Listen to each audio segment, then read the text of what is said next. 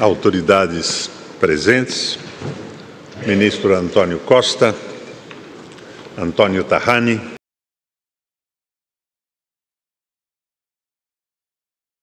El Demócrata. Venho de um país em convulsão. Venho de um continente em transe. Não pretendo, contudo, fazer aqui uma análise de conjuntura.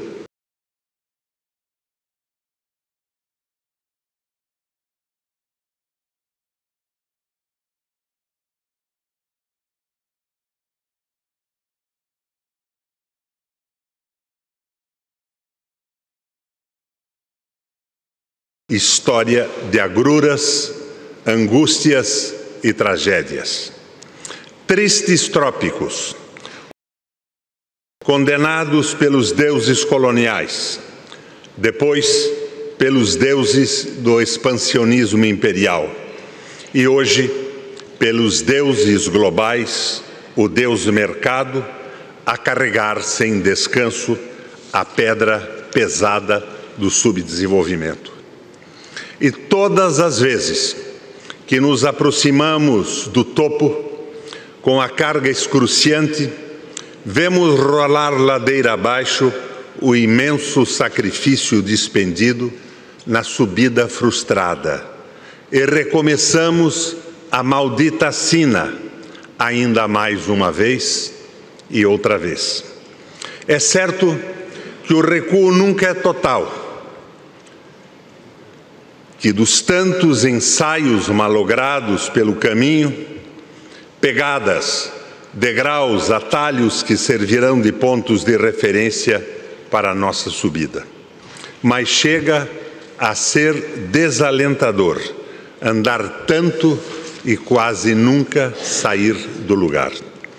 A relação de dependência de meu país e do continente onde ele se insere, as potências do Norte, dependência econômica, financeira, política e, notavelmente, dependência cultural, condiciona qualquer movimento que possamos arriscar. Às vezes, as circunstâncias, o vai-vem das placas tectônicas do capitalismo mundial parecem criar janelas, frestas e oportunidades para os nossos países, para os ditos países em desenvolvimento. Por exemplo, na crise de 2008-2009, com a debacle e o encurralamento do mercado financeiro global, não faltou quem dissesse que daí por diante o mundo seria outro e que as garras do dinheiro, as garras de Mamon, afrouxar-se-iam sobre nós do sul do mundo. A verdade é que, passada a comoção inicial, resgatado do fundo do poço com a intervenção do Estado, intervenção que tanto abomina quando não é para beneficiá-lo, o mercado financeiro logo recobrou o prumo e retomou a andadura de sempre para a continuidade e desgraça dos povos.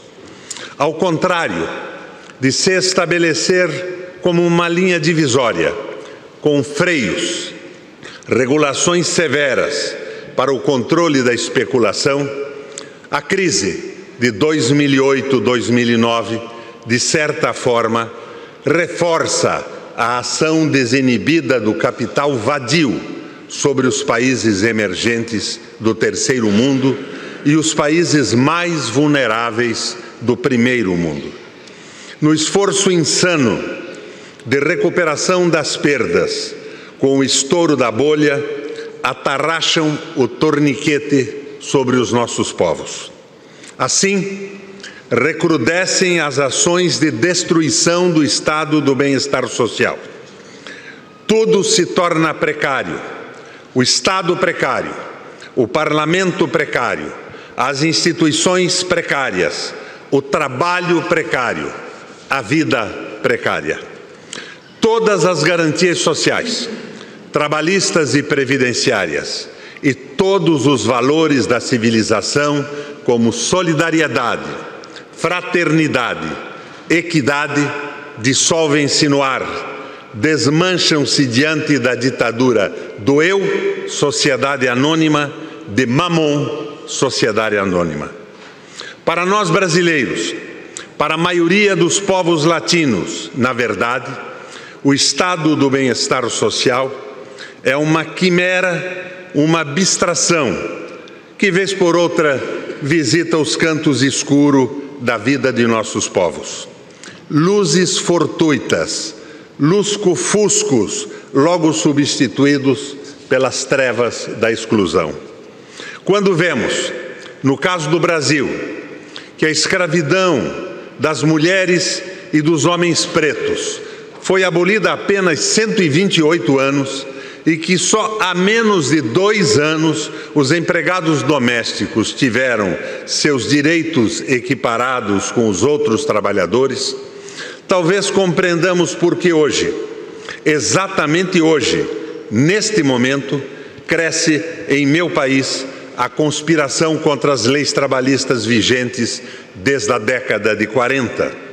Querem impor a prevalência do negociado sobre o legislado, fazendo letra morta da proteção ao trabalho que está na lei. Ao mesmo tempo, urde-se uma reforma da Previdência que pune um tanto mais os já castigados trabalhadores.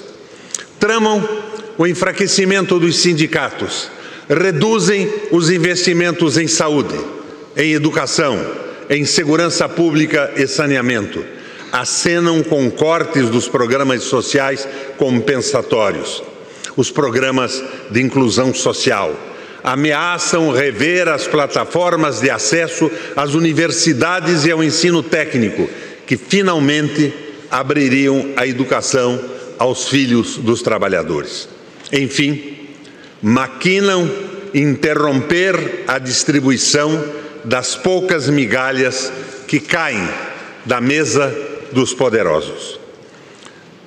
John Doe, o João Ninguém, fonte anônima que revelou os papéis do Panamá, diz que a humanidade está vivendo um novo sistema, que nós continuamos chamando de capitalismo, mas que está muito mais para a escravidão econômica.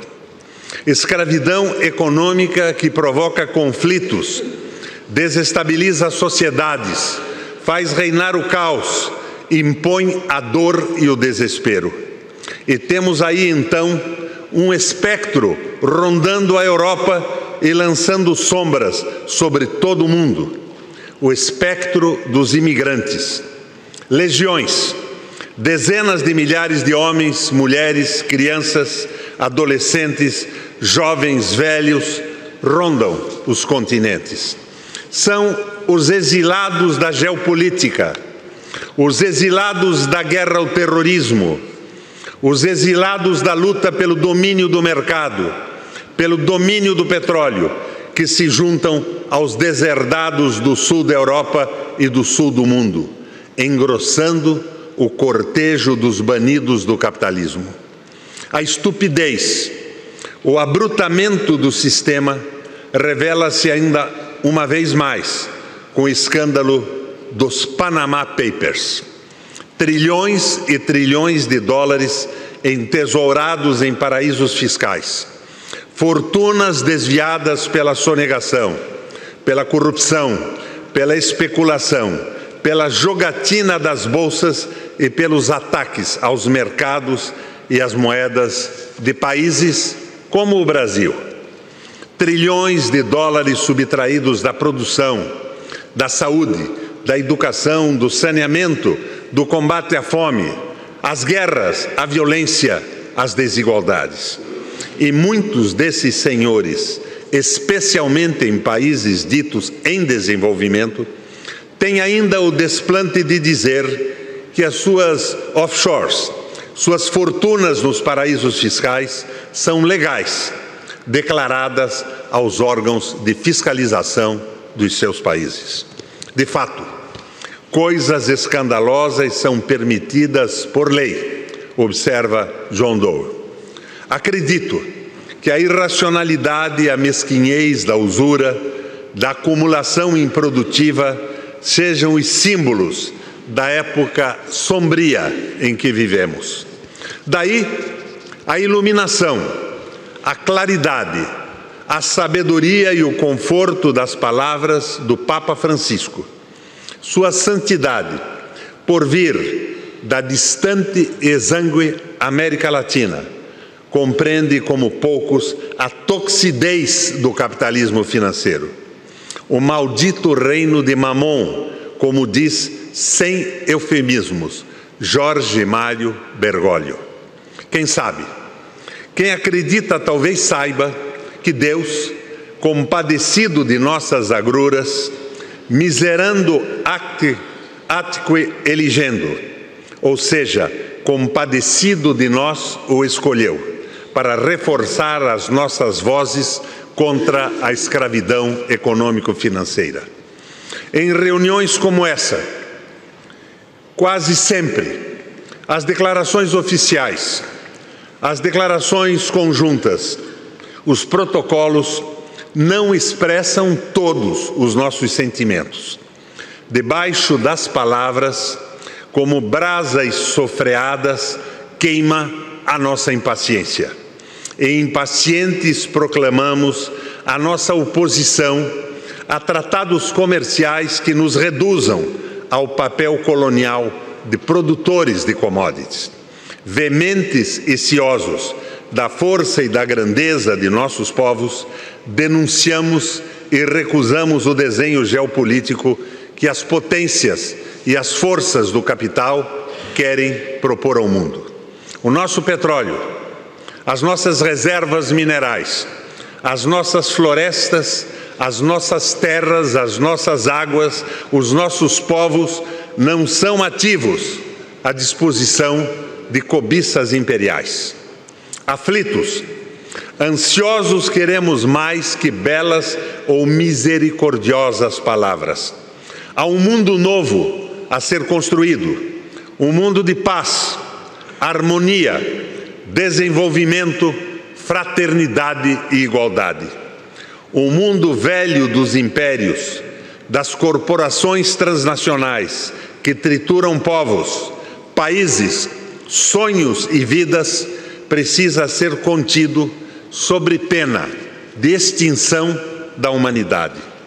Não mais a pilhagem, a rapina de nossas riquezas, não mais a predação e o sequestro de nossa cultura, não mais o desrespeito e a profanação de nossa história, nunca mais o aviltamento e a humilhação dos trabalhadores. Utopia: não está morto quem luta, não morreu quem sonha. Sonhemos, lutemos, afinal, o progresso não é a realização das utopias. Muito obrigado pela atenção.